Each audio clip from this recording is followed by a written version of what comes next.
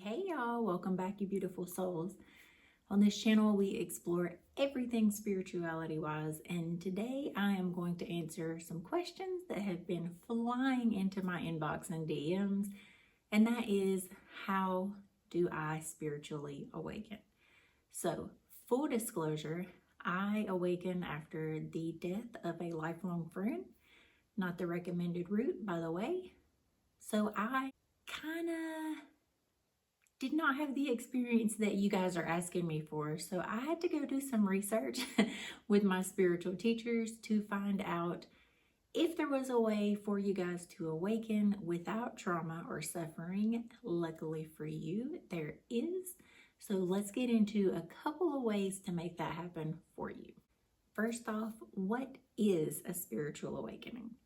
A spiritual awakening is a life-altering experience that changes how you view yourself, the world around you, and the universe. So, according to statistics, 27% of Americans are on the path of spiritual but not religious. That's a whole lot of company for you to find on the journey. Also, I think it's important for you to know that awakening via the route that we are taking, the much less painful route, your awakening will be slower, as to where my friend died and 3 weeks later I woke up and had a totally new view on the world and myself and God and the universe.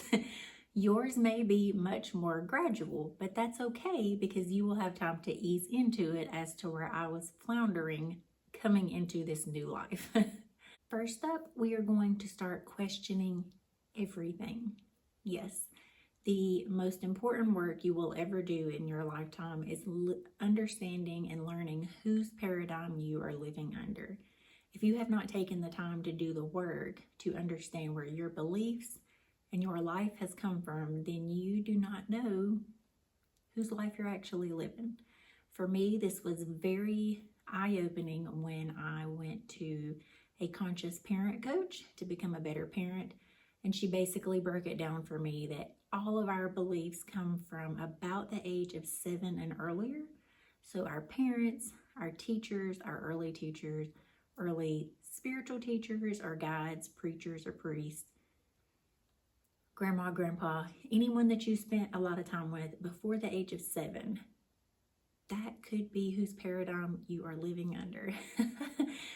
You could think about some maybe shameful moments from your childhood where someone said something and it was really jarring that you have not forgotten.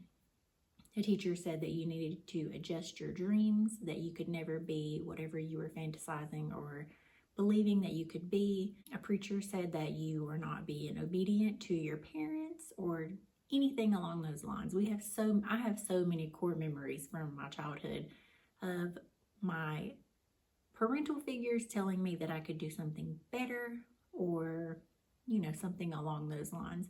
That's what it looked like for me. So step 1 is to start questioning everything that you do in your life and find out whose paradigm you are living under. Number 2 is meditation. And I don't know about you, but I actually enjoy meditation. All of my friends are terrified to meditate, and I think I know why. Meditation can be very traumatic for people who have post-traumatic stress disorder or who have a lot of unresolved issues or trauma or emotions in their body. So if that may be you, seek the guidance of a therapist or counselor first. But if that is not you and you are ready to start the journey, you can start small. Even here on YouTube, there are a ton of 5-minute guided meditations. There are even some smaller than that. You could start with 2 minutes if you'd like. There's also just sitting quietly and seeing what comes up. I will tell you that for the first year that I meditated, I thought, man, I am doing this wrong. I have ADD or ADHD, and so I could get about 4 good breaths maybe before my mind was all over the place. And for so long, I thought I was doing it wrong. Until I met a meditation teacher in my Dharma my Sangha, my community group, my spiritual group. They are also on the Buddhist path. And she was teaching a beginner's meditation course. And I told her that I didn't know if I was a beginner because I had been meditating for 2 years, and she told me that she had been meditating for 40 years and she still considered herself a beginner. But she also told me that she learned meditation and to teach meditation under John Kabat-Zinn, who is like the Western doctor who brought meditation into medicine. So she's like the real deal, right? And she told me that that's normal to sit down and your thoughts go. Your job is not to stop those thoughts. Your job during meditation is to witness them and not get lost in them. So for instance, I'm sitting here meditating and I'm like, oh, I forgot to put the clothes in the dryer. Cool. I say, that's interesting, and watch it float away, as to where old me would say, oh my gosh, I can do that as soon as I get up, or I give it a story and I'm like, oh my gosh, well, maybe I have to rewash them, yada, yada. Your only job is to witness the thought and not get lost in it. It's literally that simple. Do not make it harder than you have to. If you sit down and your mind starts ping-ponging, that is normal, and I know for a fact because I have a teacher who has over 40 years experience told me that she has the same struggles. You're not failing. Next up on my list is journaling. Journaling can be so therapeutic and really mind-blowing to see where your thoughts are today and where they're going. And if you don't want to sit down and just free flow for a couple of pages, you can try journaling prompts. What am I grateful for today?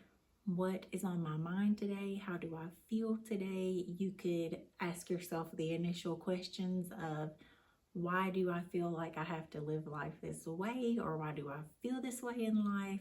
Where does that go back to? Write it all. Write it all. Early on in my journey, I listened to a Tara Brach podcast, and she said each day she writes down 3 things she's grateful for, 1 act of kindness, and 1 thing that she's learned. So every night I write down 3 things that I'm grateful for. Really put your heart into it, not just like, the same thing, 3 things every day. Really dig deep and feel it. 1 act of kindness. Hopefully we've all done at least 1 act of kindness every day. And 1 thing I've learned, and that's something spiritual.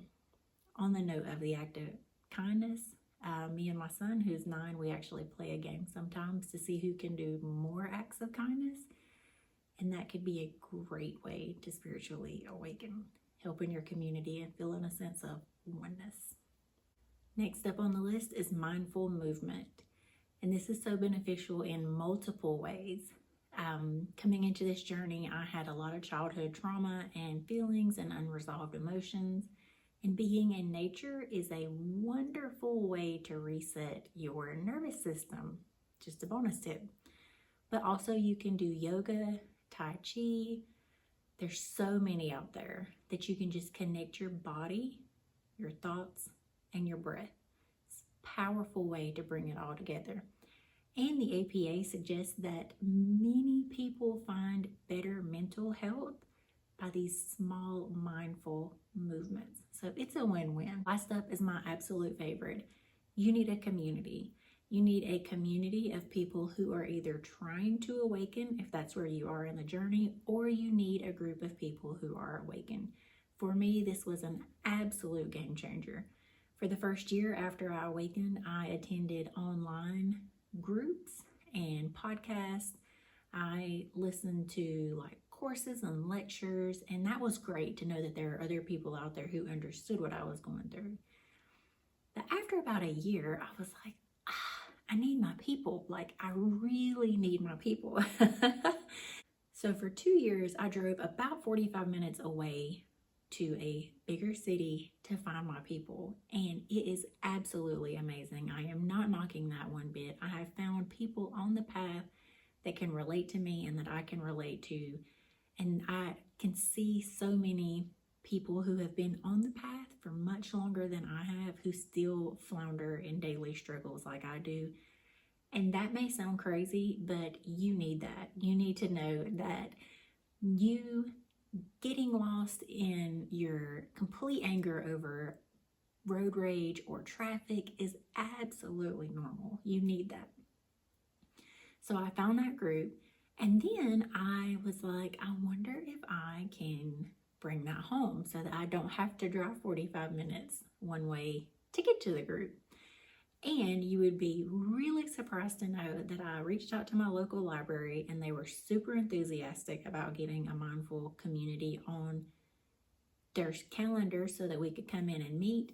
I popped it on Facebook, promoted it for a couple of weeks, and to my surprise, even in my teeny tiny conservative town, people were interested. That's so magical. So if you cannot find a group that is already established, you may be able to create one. Next up, I have a couple of resources that I would like to offer to you. 2 very powerful books that are probably free on YouTube, and that is Eckhart Tolle, The Power of Now, and Michael Singer, The Untethered Soul. Both of those men who have wrote those books are awakened. They have lived the journey, they have cultivated a community and following, and they have written some amazing books that will help you let it go. If you need a lighter, friendlier, more easy approach, I recommend the Eckhart Tolle. Michael Singer gives it to you straight. He says that we are floating on a ball in the middle of space, so whatever you are stressing about, you should let it go. That kind of language resonates with me, but if you need the softer route, there is many others, including Eckhart Tolle. Podcast. There are many out there. A couple to start with are The Mindful Kind and Oprah's Super Soul Conversations.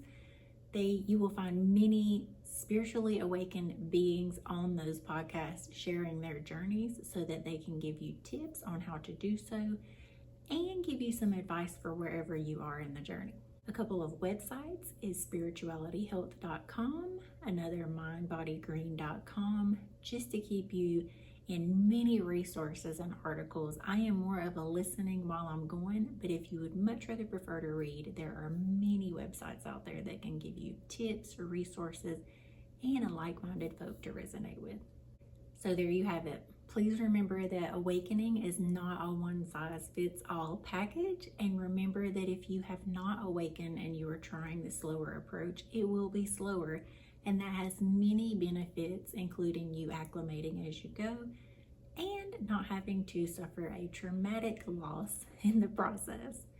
If you found this video helpful, like and subscribe, share it with another seeker.